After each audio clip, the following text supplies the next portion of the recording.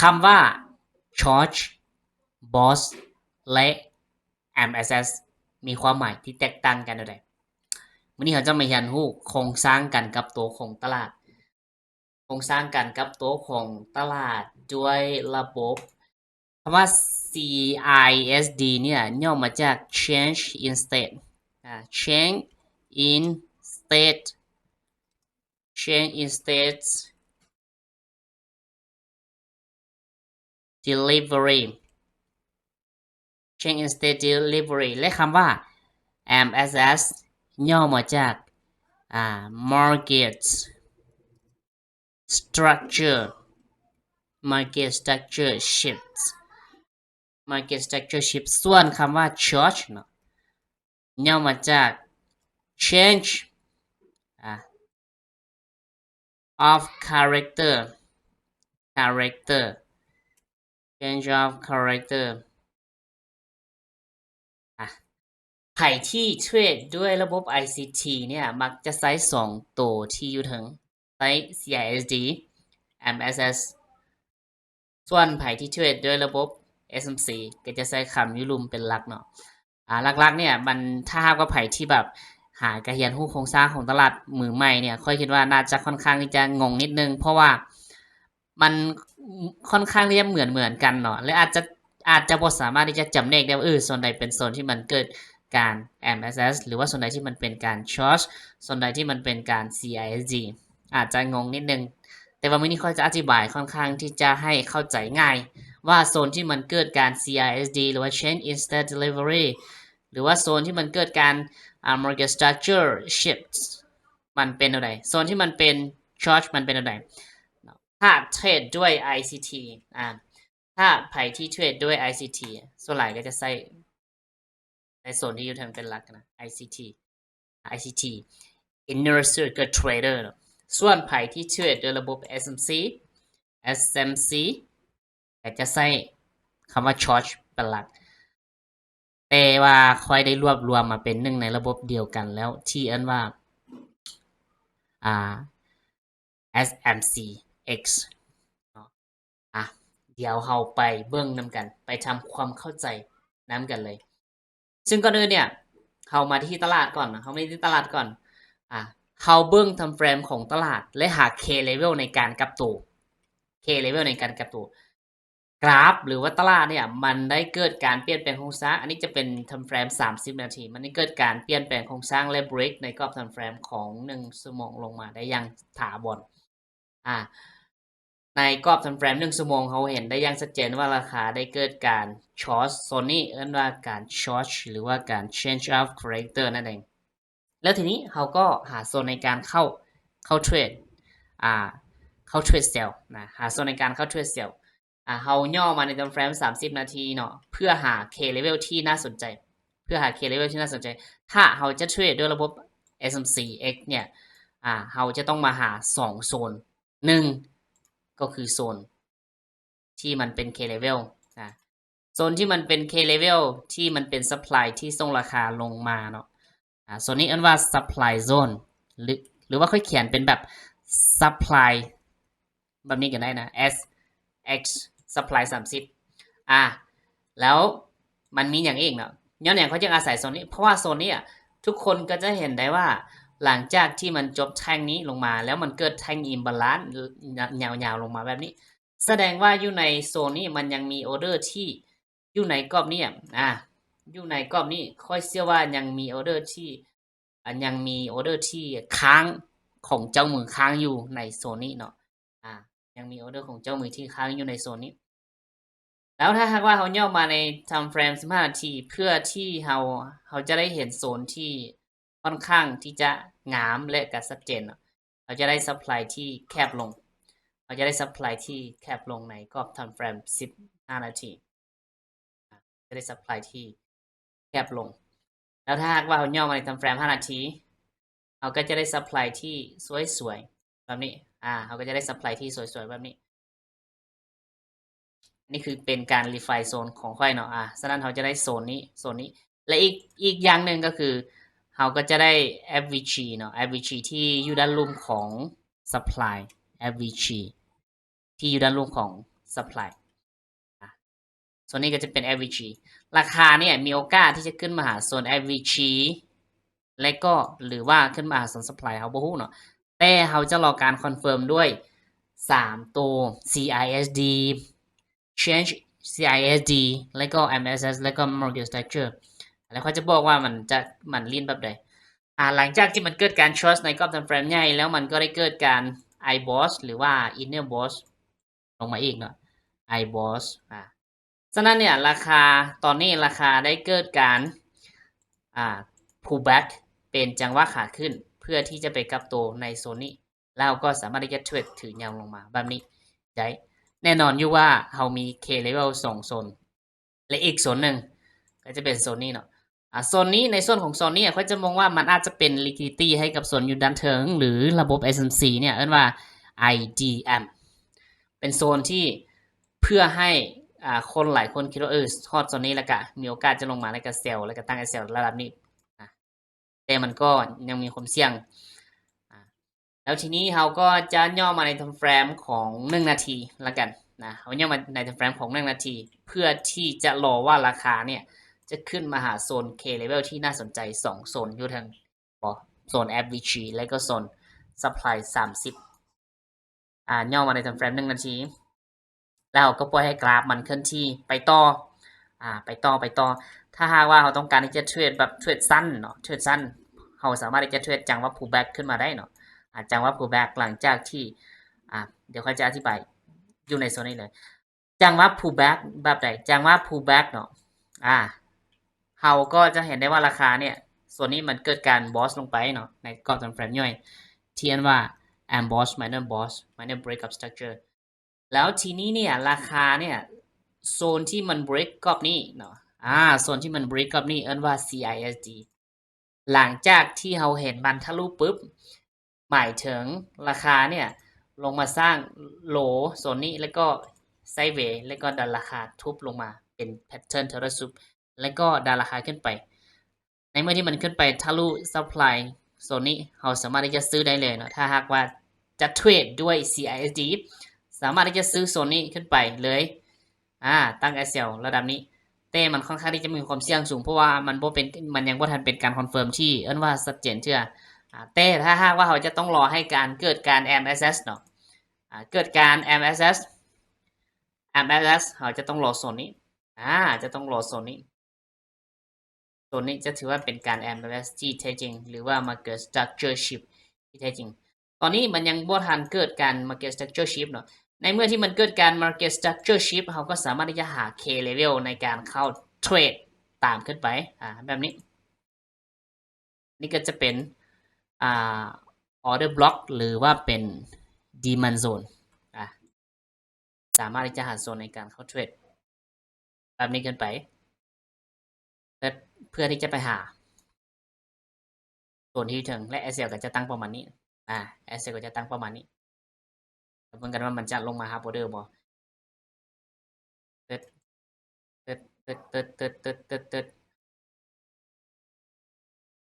แล้วสำหรับ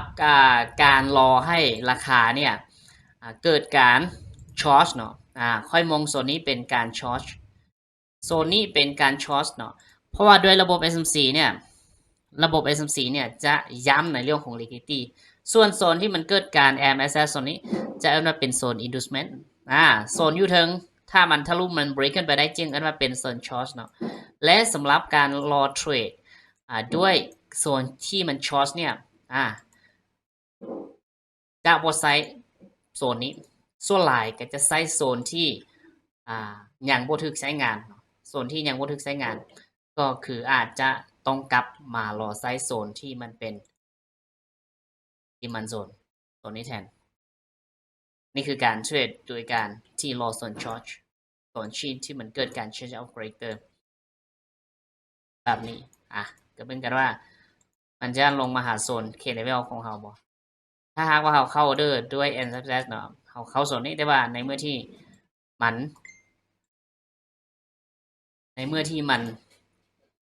บ่สามารถลงมาหาออเดอร์ได้เนาะMSS เข้าโซนนี้เป็นกันว่าราคาจะลงมาหาโซนที่อยู่ด้านลุ่มบ่ ถ้าหากว่ามันเกิดการบอสอีกต่อไปเนาะโซนยูรุมเขาจะบ่ใส่แล้วถือว่าเข้าออเดอร์ได้ในโซน demand zone ที่มันเกิดการ MSS CISD ข้อดีของการเทรดตามโซนใน CISD คือเขาจะได้ออเดอร์อันว่าไปไซกว่าแต่ข้อเสียคืออาจจะมีโอกาสถูกหลอกในส่วนของการเทรดด้วย MSS เขาก็จะได้ออเดอร์นี้เนาะแต่การที่จะรอโซนช็อตคือออเดอร์ยูรุมออเดอร์ยูรุมทีนี้ราคาได้เกิดการ break up structure ขึ้นไปอีกรอบเนาะในเมื่อที่ราคาเกิดการ break up structure ขึ้นไปอีกรอบหรือว่าเกิดการ amboss เกิดการ amboss เกิดขึ้นโซนยูรุมเนี่ยเขาอาจจะบอได้หัวไซละแต่ถือว่ายังบ่ทันไซงานว่ายังบ่ทันไซงานเขาจะกลับมาไซโซนที่มันสร้างใหม่นี่แทนกลับมาไซโซนนี้แทนและในส่วนของ TP เขาก็สามารถที่จะวัด TP ไปจนหาโซน IDM เลยก็ได้หรือว่า external liquidity เขาจะได้ว่าเป็นโซน external liquidity เพิ่งกันว่ามันจะลงมาหา K level และก็จะกลับตัวขึ้นไปได้บ่ก็คือโซนนี้เนาะนี่มันโซนถ้ามันลงมาบ่ได้นะเขาจะไปหาเขาจะรอจังหวะเซลล์ในเมื่อที่มันขึ้นไปหาโซนยูเทิร์นจะรอจังหวะเซลล์เมื่อที่มันขึ้นไปหา K level ที่ยูเทิร์นถ้ามันลุดลงโซนนี้ลงมาโซนยูรุ่มเนี่ยการยังไซได้ถ้ามันลุดโซนนี้ลงมามันลงมาบ่ฮอดนะมาบ่ฮอด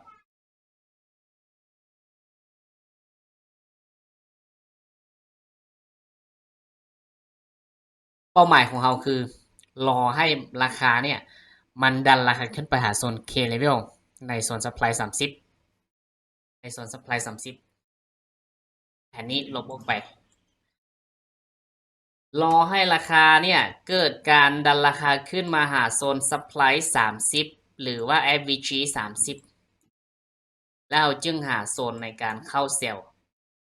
ปัจจุบันราคาเป็นเทรนด์ขาขึ้นขึ้นมาเนาะราคาได้เป็นเทรนด์ขาขึ้นขึ้นมาแล้วเราจะรอจนกว่าราคาขึ้นมาหาโซน K level ที่น่าสนใจตอนนี้มันยังบ่แม่นเชื่อมันยังลิ่งอยู่ในกรอบของเทรนด์ขาขึ้นลิ่งอยู่ในกรอบของเทรนด์ขาขึ้นที่อันว่าเป็นจังหวะ pullback ก็คือการย่อนั่นเองคือการย่อนั่นเองแล้วเราจะรอให้ราคาเนี่ยขึ้นมาหาโซน K level ของเราที่น่าสนใจเพิ่งกันว่าราคามันจะขึ้นมาได้บ่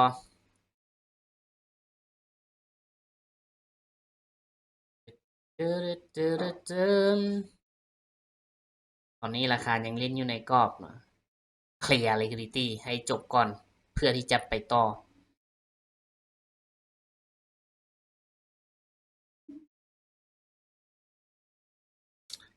ในทำเฟรม1 นาทีนะตอนนี้ราคากำลังขึ้นมาแล้วเนาะ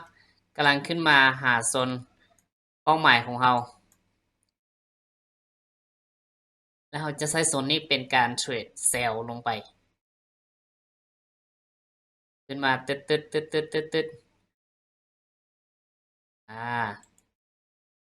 ถ้าหากว่าเราเทรดสั้นนะเราก็สามารถที่จะใส่แต่ละโซนนี้เป็นการเข้าเดินยกตัวอย่างราคาเกิดการCISD เขาก็เซลล์ตามหรือว่าเรารอให้ราคาเกิดการ MSS เราก็สามารถที่จะเซลล์ตามได้โดยการหาโซนที่มันเป็น K level ที่น่าสนใจแต่ตอนนี้ราคายังอยู่ในกรอบของเทรนด์ขาขึ้นอยู่เนาะถ้าหากว่าจะบอกไป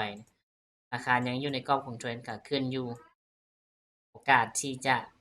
SL มีสูงเพราะว่าเป้าหมายของเราคือเราต้องการที่จะเซลล์ในโซน K level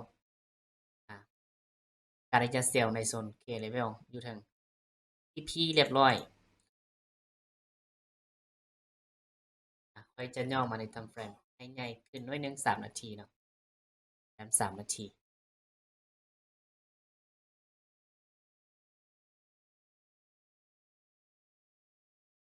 โซนนี้ก็ยังมีโอกาสที่จะถึกใช้งานอยู่อีกโซนนี้ก็ยังมีโอกาสที่จะสามารถที่จะใช้งานได้อยู่เช่นกัน K level ของเราก็คือโซนที่มันเป็น average และ fair value gap อยู่เทิงเราจะ trade sell ถือยาว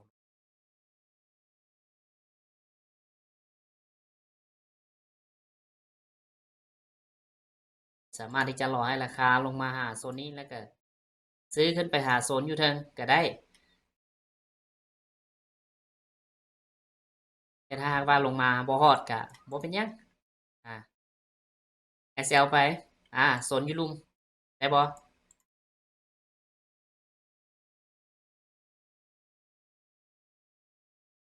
โซนอยู่ลุ่มหับได้เนาะสามารถหับได้กันว่ามันสิขึ้นไปหาโซนที่อยู่เทิงเป้าหมายของเราได้บ่ก็คือโซนนี้Demand Supply Zone ที่มันยังบ่ทันใช้งานเนี่ยมันก็ยังใช้ได้เสมอมันยังใช้ได้เสมอโซนนี้มันยังใช้ได้เสมอ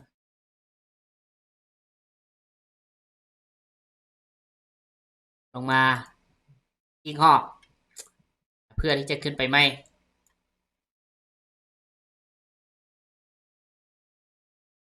ตึ๊ดตึ๊ดตึ๊ดตึ๊ดตึ๊ดตึ๊ดตึ๊ดตึ๊ดตึ๊ดตึ๊ดตึ๊ดตึ๊ดตึ๊ดตึ๊ดตึ๊ด50,000กว่าจุดเนาะอันนี้50,000กว่าจุดบ่แม่น50,000กว่าจุด15,000กว่าจุด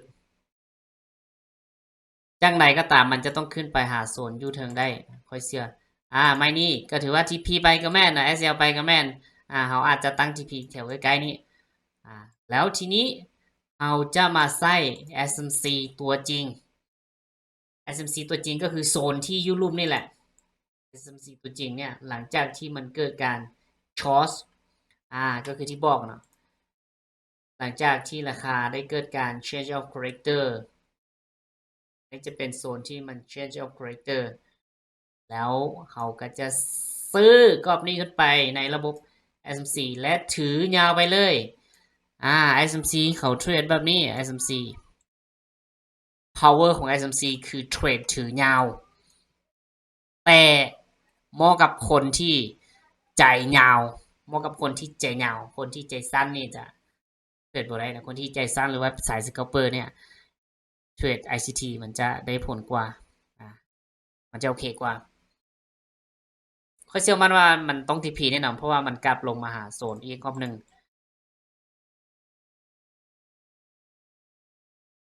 เกิด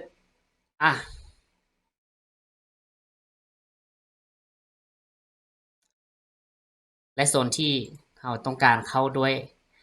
โซนช็อตก็คือโซนซับดีมานยุลุมเพราะว่า SMC เนี่ยเน้นการเทรดถือยาวและเขาจะรอท้ายราคาขึ้นมาหาโซน K level อยู่เทิงทีนี้ราคาขึ้นมาหาโซน K level อยู่เทิงเป็นที่เรียบร้อยเนาะเอาย่อมาในเฟรมย่อยเพื่อที่ค่อยจะอธิบายว่าโซนที่มันเป็นโซนที่มันเป็น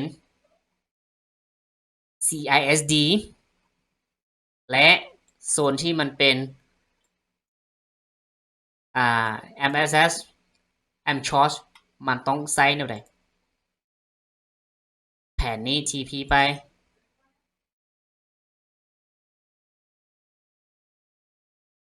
ราคาขึ้นมาหาโซน K level ที่น่าสนใจเนาะ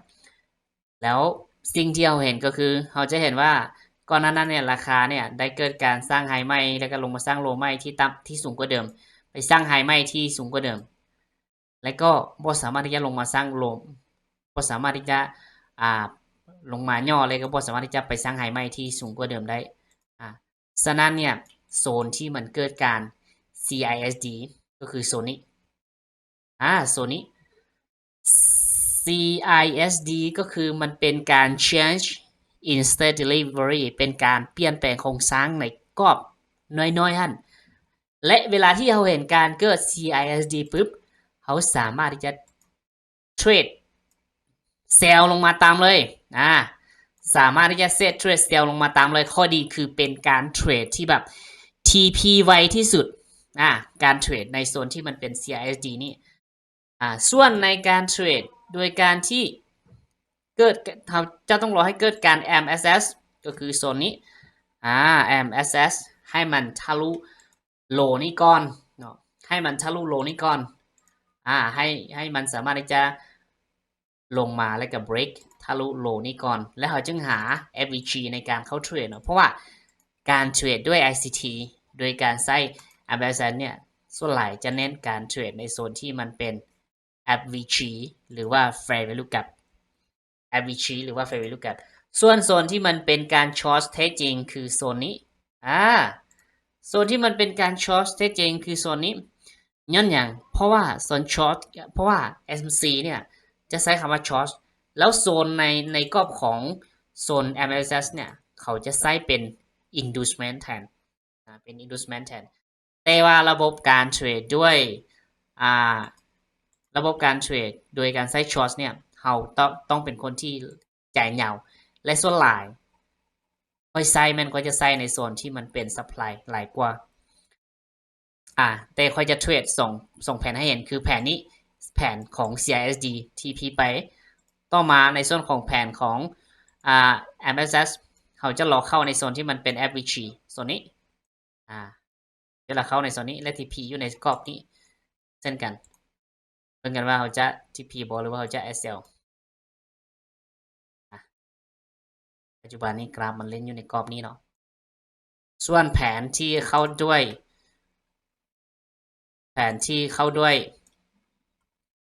โซน short ก็จะเข้าในโซน supply ที่เคยบอกเข้าในโซน supply อยู่ทางนี่คือ supply และสำหรับการถือออเดอร์เนี่ยจะเป็นการถือออเดอร์ที่ power ที่สุดเลย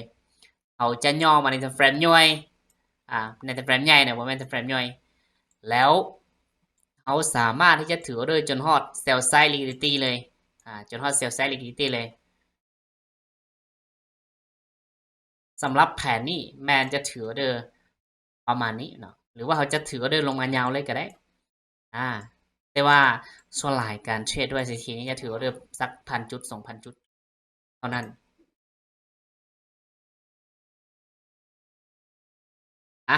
ก็มีแต่รอเบิ่ง